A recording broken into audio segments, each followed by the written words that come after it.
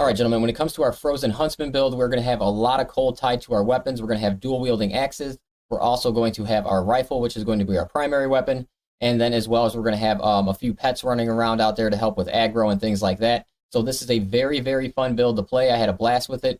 It's very powerful as well. So we're going to get into some of the armor pieces, the weapons you're going to want to grab, where you're going to want to grab them, and then we're going to go over the abilities, the companions you're going to want to use, and just everything about the Huntsman build. So let's get straight into the video, guys. When it comes to the unique armor pieces and weapons that you're going to want to pick up, we are going to start in the maps that you first open up. So Dawnshore is the first one, and you're going to want to pick up Drawn in Winter. So you're going to want to head east to the river, follow the river up, watch the memory, and then after the memory, you're going to turn around and the axe is going to be stuck in a rock. So you're going to get a godlike ability from the memory, and then you're going to get one of the stronger axes in the game, and you're going to use this throughout your playthrough, so don't worry about wasting upgrade materials. Upgrade this as much as you can. And then next up, on our next map we're going to open up is Emerald Stair. We're going to pick up two weapons here. The first one we're going to grab is One Last Trick. This is a two-handed range. You're going to want this for your rifle for a lot of your playthrough until later on. So grab this for sure from the Ranger headquarters. I'm pretty sure this one's going to be from a quest. And then next up, you're going to want to grab Woodman's Labor down here by the logging camp. This is a very strong axe. I use this throughout my playthrough as well. So you can upgrade this one. You know, don't worry about, you know, wasting your materials on that either. It's going to be worth it. And then next up is the next map is Shatterscarp. And for this one right here, I like this a lot. It summons a couple of spiderlings to fight with you. And it goes cool with the bear pet that you have. And not only that, it does grab some aggro from the smaller enemies, just letting you line up your shots even more. So that's why I like picking this up for the class. It's going to be in the Sulfur Mines in Shatterscarp, as I said. And it's going to be like up top. You're going to have to climb up, and then you're going to find this right here. And like I said, this one is, you don't have to grab this one. You can use something else, but I think it's good for grabbing aggro and keeping things off you for when you want to use your rifle and things like that. So next up, Ashfall's Legacy. You're definitely going to want to grab this. A lot of things are going to be grabbed in Galaawins Tusk here. And this is one of the last maps that you're going to open up. So Ashfall's Legacy, it's going to give you 10% attack damage, but then on top of that, it's going to give you 20% critical hit damage with your rifle. So head down to the Southern Guarding Tower, and you're going to finish up a quest here, and that is where you are going to get this ring. So definitely grab that one early, and then you're going to want to grab all three of these early on when you open this map, because they do unlock a lot of power for you. And then the next one up is Berserker Scale. Yeah, this one's very good. It is at Amelia's camp. And then I would probably grab these first. This is the very first thing I would grab on Galaawins Tusk, is the 100% stamina regeneration rate from these Berserker boots. So I got these backwards in order the way we just went through them, but I would grab these boots very early on, right when I open this map. These are like one of the best ones. That stamina regeneration rate is very, very nice on the class. All right, now when we're moving into the end game, like before you go into the garden, you're going to want to grab these weapons right here, and they're going to require you to grab some Star Forge. So we'll talk about where you can grab that material, and then we'll talk about what you're going to do to grab these two weapons. So the weapons we're looking for here are going to be Andra's Offense, and then right here, this gun, Moonstrike. Both very, very strong, and you're going to get them here in Solace's Keep. That is in Galaawins Tusk. So when you open up Solace's Keep, you go in here and you just walk straight, you come down the stairs, and you're going to run into this forge guy, and he can forge these two weapons for you. So now you're going to have the cold ability on all of your weapons, and this is really when the when the build feels the best. So you come to him, and he's going to require a piece of Starforge metal. You give it to him. You get to pick which one you want to make first, and that's what you make. And then there's actually 3 pieces of Starforge, but I can only remember where I got 2 of them from.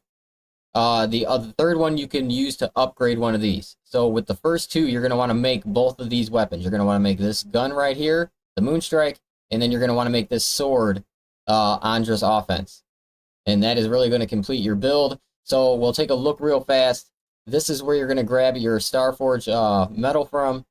This is going to be in Shatterscarp.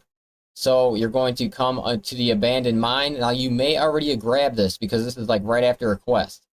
So the abandoned mine, you're going to have to go to the top, and that's where you'll find the piece of metal if you didn't grab it during your quest.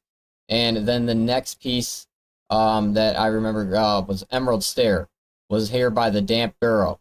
It's going to be on like a dead body or something. So it's right here by a camp. Go over here, you know, over by these, I think it's by this, like this tree over here, right in the center of this red circle, and it should be right around there. So that one's really easy to get. The other one, like I said, it was right after a quest, so you're going to have to climb to the top of the mines. And then the third one is in Galaawins Tusk, but I just can't remember exactly where I got it from, but I do know it was up top, up north. So if you're looking for the third piece and you want to upgrade, it's somewhere over here, I think around this ash forest area or a little before it. I don't know. It's up north somewhere, though. I know it's far north. So right when you get to Solace's Keep, really start trying to work on getting Andra's offense, the sword, and right here, the Moonstrike. This is going to be your best weapon.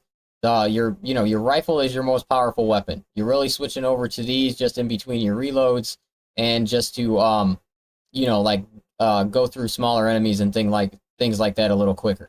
But for your main damage and your main stun abilities, it's all tied to your rifle. So once you get this Moonstrike and you get some of this cold added onto your rifle, it feels really good. All right, for our Huntsman build, we are going to start right here in the Ranger tree, and this is going to be where you spend most of your points. So you're going to start right here with Tanglefoot for your root. Only spend 1 point in that, and then you're going to move over to Steady Aim, and you're going to get Evasive as well. So work these up as you can. If you only want to spend 1 point at first and then kind of work them up as you go, that's fine. And then when you hit level 5, you're going to grab Marksmanship.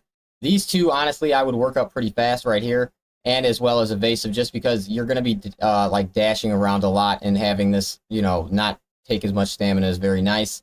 And then these two are just very, very important because your rifle is your main source of damage. Your axes are nice for damage, but they don't compare when you're putting it up against your rifle. So I would definitely grab these two quickly, and then just throw a couple into your finesse when you get a chance. And then another very important one is going to be Quick Switch, because you're in and out of your axes to your rifle constantly, and then you want your rifle to reload after 3 seconds. So you're going to take your shot, switch to your axes, maybe get a power shot in there, try to get some frost damage with your frost axe, and then switch back to your gun, and you're going to be reloaded. And then we're going to give critical strikes here to grab 20% onto our critical hit chances, and you're going to want the bear ally for sure to grab some extra aggro off of you.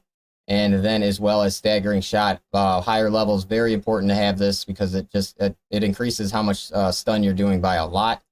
And then when you dip into your fighter, now for your fighter one, you are going to want to come in here kind of early for toughness, because you're going to want this increased health. It helps out a lot, especially with this class, or you won't be able to really get in there with your axes too much. So you do want to get your maximum health up at least to rank 2 kind of early on. By level 10, I would already have toughness at rank 2. And then eventually you're going to want to come over here and also get Armored Grace, because you're going to have medium armor with this class, and you're going to want the, that decreased stamina penalty. So that one's important. And then when we're going to finally finish it off in our wizard tree, this is probably the last place you're going to come when you're spending points. You're going to throw 1 into Armored Essence to grab that 15 reduction from your essence for your armor. And then you're going to throw 1 in Chill Blades just to have an extra way to stun enemies and add on to the frost damage that you're already accumulating to a lot of enemies through your weapons. And then you're also going to want the extra accumulation of 20% onto your frost, because it's going to add on to your weapon damage, and then it'll also add on to the blades as well, but mostly you're getting that for your weapons. So this is the last spot you're going to want to come for this build. So if you don't want to go all the way to 28, 29 when you're beating the game or whatever, and you're not planning on maxing out, you're probably not going to come in this tree at all over here. You're going to do all Ranger. And like I said, the only thing you want to come in the fighter early on for is this toughness. When it comes to your companions with this build, you're going to want to take Giada. Of course, she's really great when it comes to a melee character and you need support. She has heals, barriers, attack speed buffs, and her attacks will heal the entire group too. So just very, very strong. And then I like to pair her a lot with Marius when I'm in this build. Either Marius or Kai.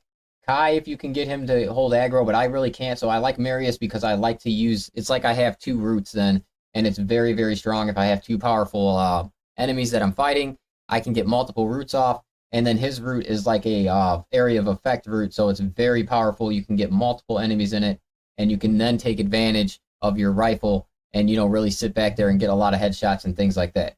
So that is why I like to take Marius. But you can, I would definitely 100% you suggest Giada, and then you can kind of go from there. But Marius is my choice, and then I suggest just using his root as much as you can, because it's like I said, it's like you have 2 roots then. Okay, for a quick look at our attribute points, I forgot to get him when I was 30, so we're going to look at him when I was level 26. For our might, we're going to take that to 10. It's big time diminishing returns after that, and then everything else you're just kind of balancing out. And when it comes to the attribute points, you can pick up extra ones from your companions if you talk to them in your camp. So just make sure you're running through their dialogue every time you go to the camp, and eventually they're going to offer to give you some training, and then you can grab some more attribute points that way. So, like I said, take might to about 10, and it's not really worth going higher than that, and then kind of spread them out from there on. If you're having a problem with survivability, maybe put more in constitution instead, and just so on and so forth, just kind of fill in the gaps with whatever you're struggling in.